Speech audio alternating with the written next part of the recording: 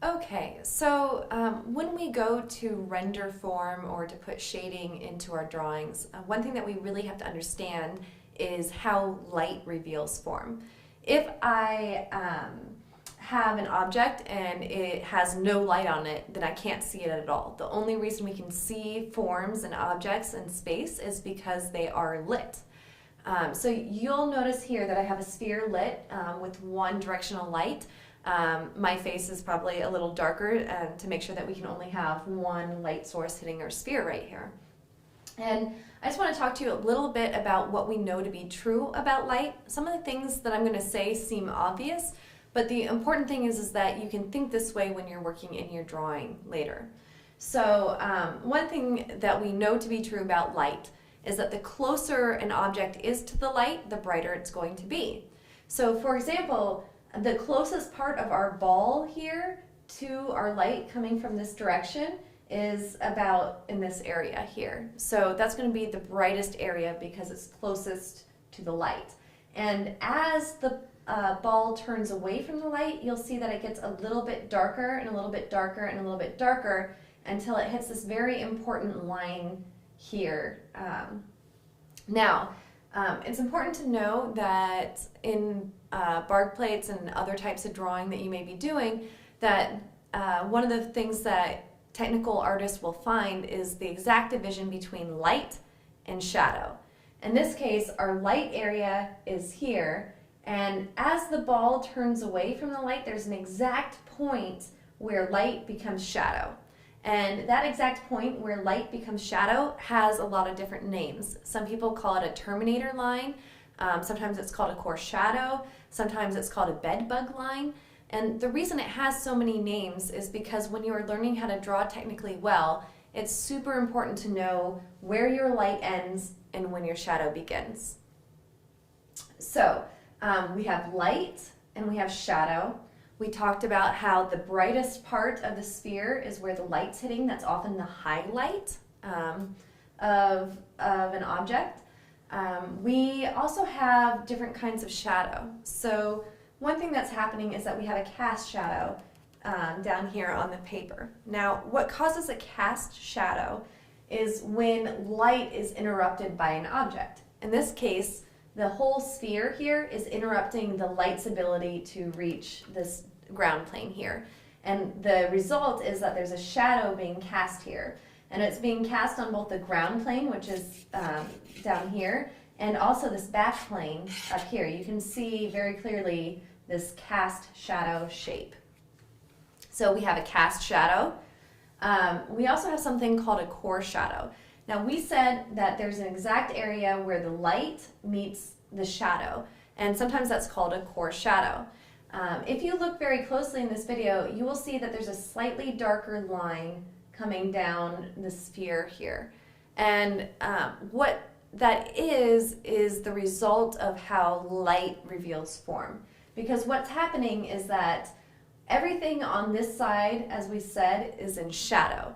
So there's theoretically no light reaching here, except for the fact that we have a white ground plane, which means that the light is coming down, and in some cases, when the light's coming and hitting the ground plane, it bounces back towards our object. So when the light's bouncing here, this part of the object is really close to the bouncing light, also called the reflecting light. And as the light bounces further and further, then less of the light is reaching. So this area of our shadow is lighter because it's closer to the bouncing light than this area up here of our shadow because it's receiving hardly any bouncing light. And the effect that that causes is this kind of darkish line that divides the light from the shadow. And the reason there's a darkish line there is because normally this would all be one very dark value because this is all in shadow over here. But because there's some reflected light and it's bouncing back, it creates this illusion of a dark line here. So that's what the core shadow is that illusion of a dark line there. So why that's important is because if you can find this core shadow, if you can find that slightly darker line, you can find the exact division between light and shadow. And it's important to know that in theory, because sometimes we see values in what we're trying to draw, whether it's a bark plate or a still life drawing or a life drawing or a portrait drawing. And sometimes it's really hard to tell, is it just an area of the light that's dark because it's far away from the light? Like maybe over here, do you see how this is darker because it's pretty far away from the light? Or is it a shadow? And if you can find the core shadow line, in this case the core shadow line being here, you know that this is actually in the light. It's not actually a shadow, even though it appears to be fairly dark in value. And that's a really valuable thing to know when you are trying to observe information about values in your drawing. So, so we have our cast shadow, which is the shadow here that's being cast by the ball. We have our core shadow, which is caused by the shadow having light bounce back in it. Now this light has its own name as well. That's called reflected light. And the reason it's called reflected light is because it's only light because it's reflecting off of this bright surface here back into the sphere. And you can see actually that our core shadow dissolves a little bit. It almost disappears as it comes down because there's so much bouncing light hitting here. So be aware that core shadows can disappear when there's a lot of reflected light towards the bottom. Okay, so we know that light gets darker as it turns away from the light. So the further away something is from the light source, it's going to get darker and darker and darker and darker until all of a sudden it hits a core shadow. And this will be the exact division between light and shadow. And another reason that this division is so important, and you'll hear me talk about this again and again throughout the Da Vinci Initiative courses that we have, and that is because the shadow and the light, they have different purposes in a drawing. And oftentimes, in order to make our drawings look round and look realistic, we have to be able to be masters of light and shadow. And there's a general rule that if you can keep in mind will help you get a lot of volume and a lot of believability in your drawings. And I'm going to say it a couple times because the first time you hear it, it's a little confusing. So I'm going to say it a couple times. All right, so here's the rule. The darkest area of our light, so as the light turns away, it gets darker and darker. So in this area here, the darkest area in the light can be no darker than the lightest area in the dark. So the lightest area in the dark is this reflected light. And so basically what this rule tells us is that even though this seems really bright when we're looking in the shadow, that even this lighter part of our shadow area has to be darker than the darkest part of our light area. So the darkest area of our light can be no darker than the lightest area of our dark. So our midtones, which is what we call these areas, so as the ball turns away from the light, we know that it gets darker because this part of the ball is further away than this part of the ball. And what we call that area is called a midtone. And a midtone is just a value that's in your light shape. So these midtones here, even though they're quite a bit darker than here, they can't get any darker than what's in your shadow area, even including the reflected light. A common mistake that people who are new to this type of visual thinking often make is that they will be looking just in the shadow and they'll see, oh, it gets lighter down here, and they'll make it almost the white of your paper.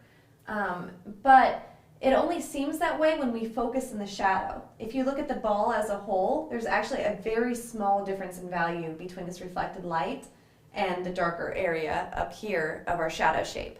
The only reason it looks so bright is because if we're only looking in the shadow area, our eye adjusts to see a bigger difference there. But if we look at the whole ball, there's barely any difference between this value and this value. It's a very subtle difference.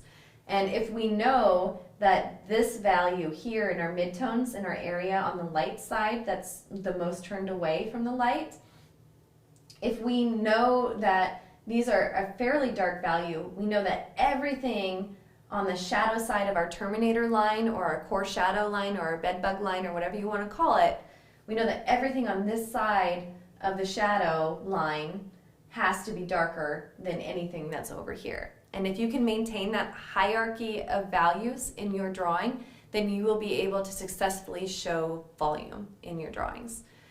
Oftentimes, artists even purposefully make the difference in the reflected light and the shadow even smaller than they observe it, because the flatter you make your shadows or the more one value you make your shadows, the more the illusion of form you can get in your lights. So oftentimes, if you look at paintings or drawings by the old masters, you'll see that sometimes they ignore reflected light altogether even in order to show and exaggerate the volume in the lights. So remember that artists are always designing and creating illusions on purpose. They are complete masters of controlling the visual experience for their viewers. And so they're not a camera. They're not trying to document every single thing. They're trying to create an experience for the viewers so that they are focusing on the area that the artist wants them to.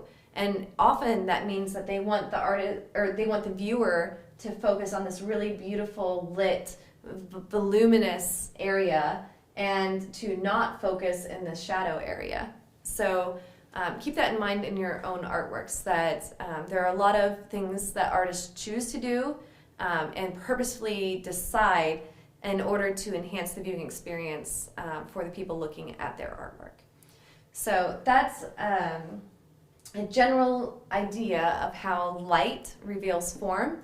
And if you understand all of these words and this vocabulary that we're introducing, and you can identify it in your drawing, then it'll help you combine the theory of light and help you use that theory to observe more carefully in your drawings.